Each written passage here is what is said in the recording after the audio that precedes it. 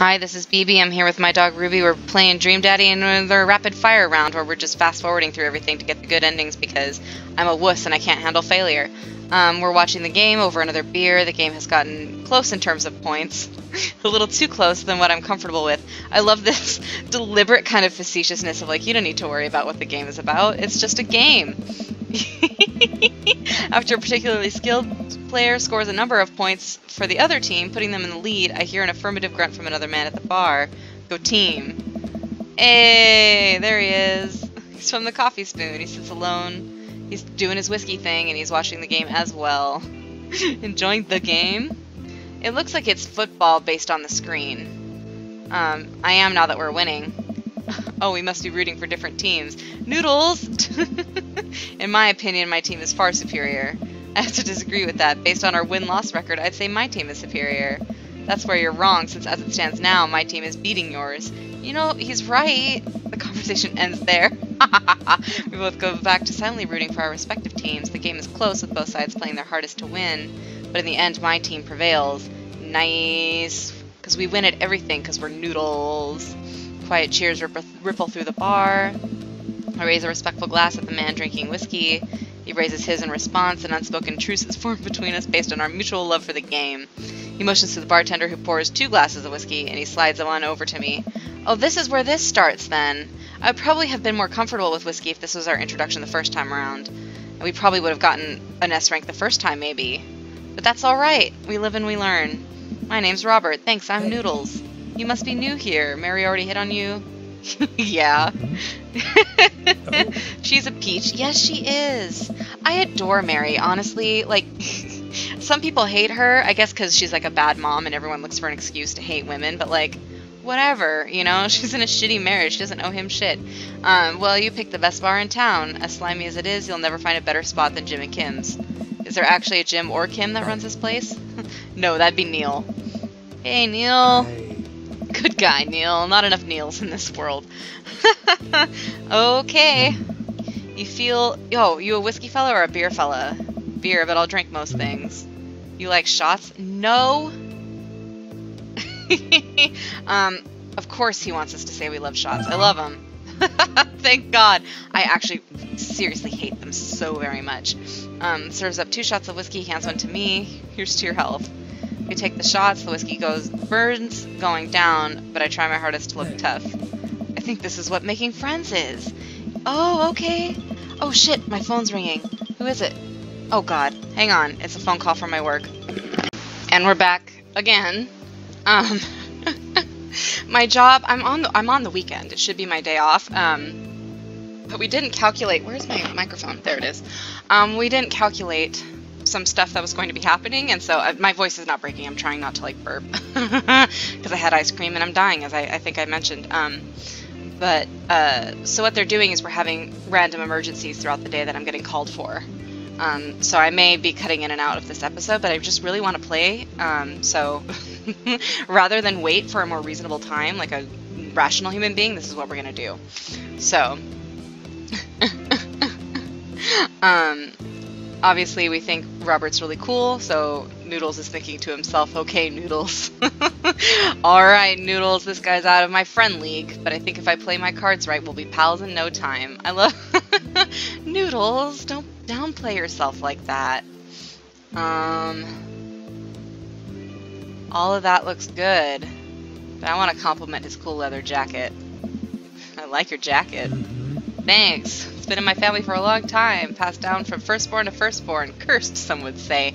You're so full of shit, Robert. This guy is mysterious and cool. Way cooler than I am, at least. That is true. He orders another round. What are you doing here tonight? My daughter kicked me out of the house. Running from my problems, trying to make friends. I'm pretty sure this is the one we're supposed to click. But I'm gonna, like, does it matter? My daughter kicked me out of the house. Not, like, forever. She was having a sleepover with her friends. Family type, huh? Yeah! We are a family type, aren't we? Single dad. Yeah, I'm sure that was a trigger for him, right? Because he has difficulty connecting with his own kid. That's alright. Be right back. Gotta powder my nose. What's he gonna do? He's gonna snort coke or what? Neil says, I've never seen Robert this talkative. He must like you. That's really sweet, actually. Especially in the context of the dates that we've been having with him that we're rewinding to not have. That he likes us right off the bat. He's got like a little bit of a crush on us, maybe. That's cute. Aww. Right? Because he's like this stoic, quiet dude who's like really standoffish and doesn't talk to anybody, and he sees Noodles and he's like, let's have a chat. Noodles says, I guess so. I gotta admit that Robert has a gruff charm to him. Yeah! If a guy like that thinks I'm cool, then I really must be. Noodles, you understand. That's where it's at, right there. Robert comes back from the bathroom and grabs his leather jacket. I'm gonna go home. You heading my way? Okay, so he's walking us home now. We find ourselves walking in the same direction. I live in this cul-de-sac down the way.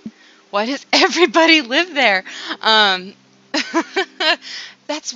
Of all the people who live on the cul-de-sac, I'm not sure I buy that he'd be there.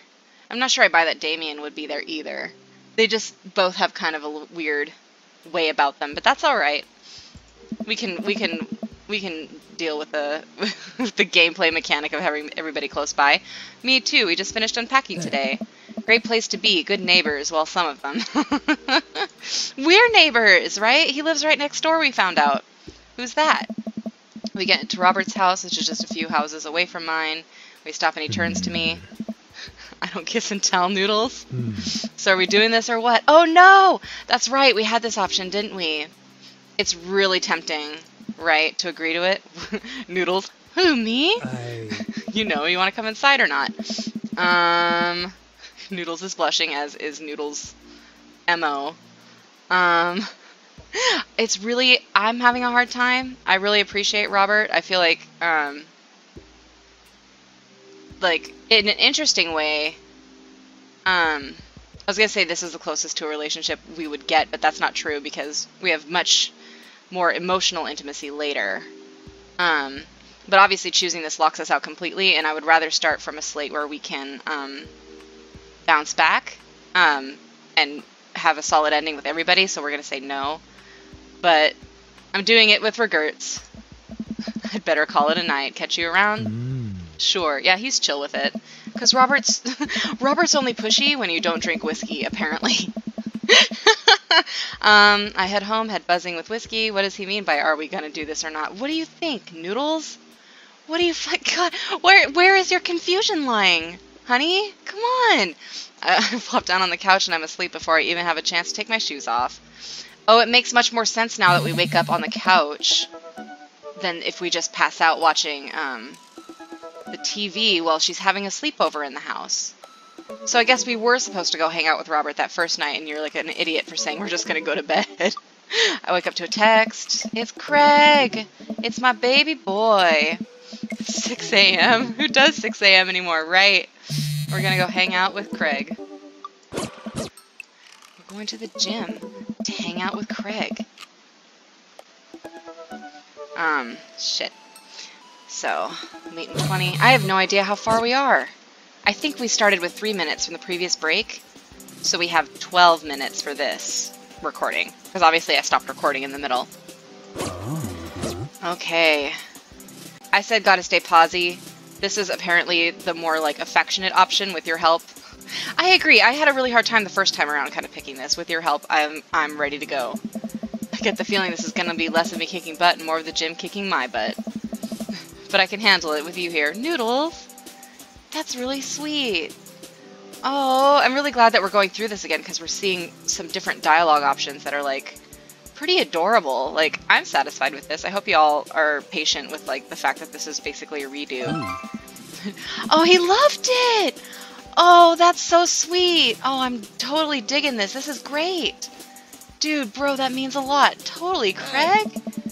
My bro, my dude. All right. I appreciate Craig's route maybe the most because you have such a solid foundation as friends. Like, he knows who you are. You guys have been through stuff together, and you start out just being like friends, and you have that strong foundation for like a further relationship.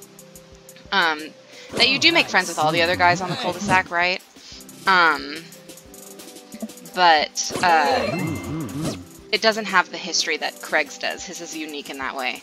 Okay, so we picked mostly the correct options for this round. The first time around, it was just that first one that we kind of messed up.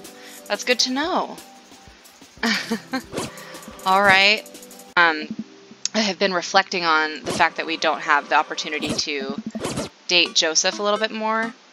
And I'm conflicted because from a writing standpoint, it absolutely makes sense and it's a solid choice, and I think that that's correct, that you shouldn't want to break up their relationship. I take issue because it's a dating game. It's a dating sim. You should have the option to date the characters that are available for dating in a dating sim. Like, I don't think that's crazy. Especially because he's such a sweetheart. It's really kind of disappointing.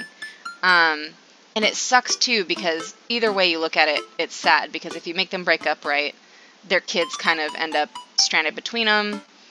They're always going to blame you for breaking their relationship apart as like a homewrecker. That's true. But the other half of it is they're so goddamn miserable. And it can't be a healthy environment for the children to see their parents fighting all the time either. So, like, the only really good option is for them to figure it out on their own and come back to you. But I wish that they had that, that conclusion that made sense. It's the same issue with Robert, too. I find it kind of disappointing that there's not an opportunity for some of these characters just because of, I obviously, like, admittedly sensible writing choices, but I don't know if they're necessarily sensible writing choices for a dating sim. I hope I'm making sense.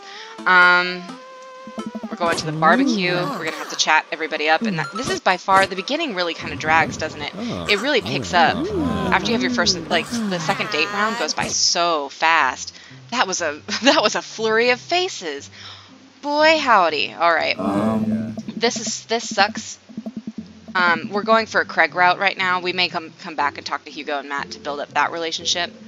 But, because you can't obviously build up both at the same time. And I feel kind of conflicted now, and I'm kind of sad because these are still one of my 3 favorite dudes. Obviously Joseph and Robert are up there now too.